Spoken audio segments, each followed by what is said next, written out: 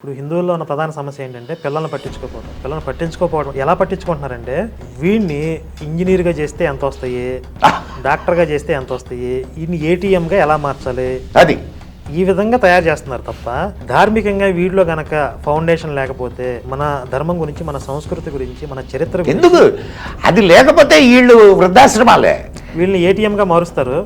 తర్వాత ఇంకోటి వచ్చి మత మార్పిడి చేస్తాడు. ఈ ఏటీఎం వాడు తీసుకుంటాడు, ఏటీఎం కార్డు ఆడి తీసుకుంటాడు, వీళ్ళ దగ్గర ఉండదు.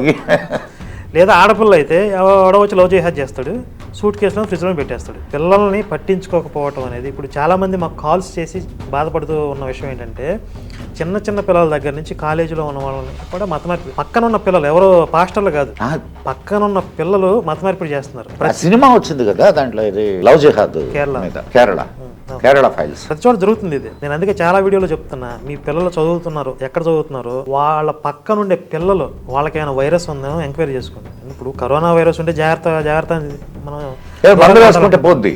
మన మతమార్పు వైరస్ అది ఆడు కొరుకుతాడు. నిన్ను వచ్చి మీ పిల్లలతో ఫ్రెండ్షిప్ చేసే వాళ్ళకి గనక వైరస్ ఉంటే వాళ్ళు ఖచ్చితంగా కొరుకుతారు.